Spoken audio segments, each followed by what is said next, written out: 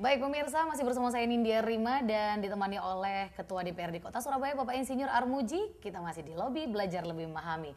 Dan kita masih membahas nih pemirsa seputar program ya yang akan diterapkan oleh Pemkot Surabaya, yaitu membuat tram itu tadi ya Pak Armuji ya.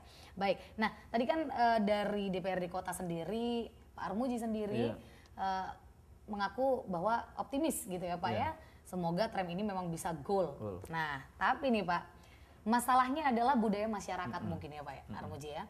Walaupun di Jakarta sendiri kita lihat ibu kota dengan infrastruktur yang sudah lumayan baik gitu ya, memiliki alat-alat atau angkutan umum yang banyak seperti itu, mulai dari busway, itu, tapi mereka juga nggak mengurangi masyarakat yang menggunakan kendaraan pribadi Pak. Ini seperti apa kalau untuk di Surabaya sendiri, kalau misalnya masyarakatnya juga tetap males gitu menggunakan tram ataupun apa? Jadi memang budaya masyarakat itu yang harus benar-benar disosialisasikan. Artinya kalau misalkan sekarang ini anak SMP, SMA itu sudah pakai sepeda motor semua, dan dihitung dengan pakai sepeda motor itu akan lebih murah. Artinya apa? Uang 500.000 mereka sudah bisa bawa pulang sepeda motor untuk kredit dan segala macamnya. Nah, kalau memang ada pembatasan misalkan ya toh, anak sekolah tidak boleh bawa sepeda motor, baik itu yang di tingkat SMA maupun yang di tingkat ya toh, SLTA, tentunya mereka mau nggak mau dipaksakan sementara waktu harus pakai angkutan massal, entah itu bis kota, entah itu nanti rencananya tram atau apa namanya, itu akan justru paling tidak mengurangi suatu volumenya. Itu harus ada ketegasan dari sekolah. Dan begitu juga sekolah memang ada yang sudah memberlakukan seperti itu. Bagi mereka yang tidak mempunyai SIM, sepeda motor tidak masuk. Tapi harusnya tegas lagi.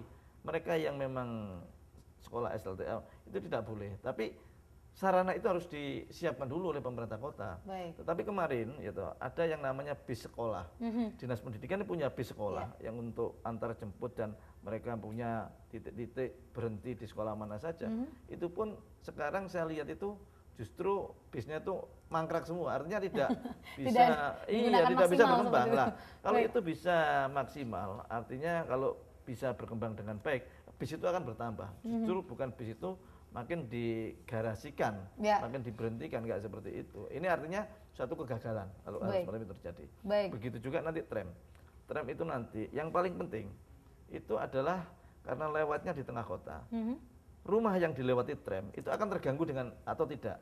Suatu contoh di Embong Malang, itu kan di antara trotoar, batas trotoar sama toko, kantor atau rumah yang di sepanjang Urip Sumoharjo. Itu kan nggak ada pagernya. Kalau dari sisi situ diambil 5 meter atau 6 meter untuk jalan tram, ya toh, otomatis terganggu nggak masyarakat di situ. Ya, ini amdalnya yang mereka benar-benar sosialisasikan, jangan sampai nanti mereka terganggu, rumahnya akan bisa kita prediksi harganya akan jatuh dan segala macamnya, akhirnya tramnya lama-kelamaan mendapat suatu protes misalnya seperti itu, tidak akan berjalan dengan baik. Tapi ini harus dikaji betul, makanya kita sangat setuju angkutan massalnya, tapi pengkajian itu benar-benar secara mendasar dan sampai jangka panjang pun akan bisa berjalan dengan baik dan bisa berkesinambungan. Baik. Nah berarti itu kan dari DPRD Kota juga dari pemerintah Kota Surabaya akan bekerja sama gitu ya Pak ya untuk menetapkan regulasi dalam tram ini. Kalau sudah jadi misalnya sudah didok, sudah akan ada dibangun, masyarakat mau tidak mau harus menggunakan seperti itu Pak ya? Ya, jadi memang itu yang menjadi target dulu apa? Pegawai, ya toh, karyawan, anak sekolah, atau apa yang nantinya akan menjadi andalan, mereka akan bisa seneng naik tram ini. Itu dulu. Atau mungkin cuma dijadikan areal angkutan wisata, misalnya seperti itu. Kalau seperti itu saya kira itu waktunya tidak lama. Artinya cuma penumpang yang naik itu tidak bisa maksimal, tidak akan bisa mengurangi itu. Tapi kalau targetnya itu anak sekolah yang lagi naik motor, pekerja yang mungkin ya toh punya mobil tapi mereka akan senang lebih diparkir di mobilnya di mana, mereka akan menggunakan angkutan massalnya. Gitu ya. Ini yang harus mereka ciptakan, itu harus diciptakan betul. Nah, mungkin adakah program alternatif sendiri Pak apabila memang nanti tram ini betul-betul tidak bisa berjalan maksimal seperti itu? Apakah ada program alternatif dalam pemberian angkutan umum untuk masyarakat Surabaya? Ya sementara kita punya angkutan umum itu angkutan kota itu ya kayak Bemo misalnya seperti itu. Gitu. Terus kayak bis kota juga masih ada punya Ndamri. Untuk angkutan lainnya yang sifatnya bentuk massal sih kita belum punya ya. Tetapi untuk infrastrukturnya saya kira jalan-jalan itu sudah mulai kita perbanyak. Ada ring road timur, ada ring road barat, gitu. Ada frontage yang sekarang ini sudah dilakukan, baik itu yang di Ahmad Yani sekarang lagi dikerjakan. Mudah-mudahan itu bisa mengurai suatu kemacetan. Tetapi begitu jalannya itu ditambah, kendaraan juga makin bertambah. Harusnya ada suatu regulasi di mana kalau jalan itu diperlebar, kendaraan tetap otomatis jalan itu akan lancar. Tapi kalau sama-sama berkembangnya, akan terasa luang. Baik. Ya kami sendiri dari masyarakat juga mungkin berharap semoga apapun yang menjadi rencana dari DPRD Kota Surabaya yang kerjasama dengan Pemkot bisa terlaksana dengan maksimal gitu Pak ya. Baik itu tadi pembangunan tram maupun mungkin memberikan sosialisasi ke masyarakat.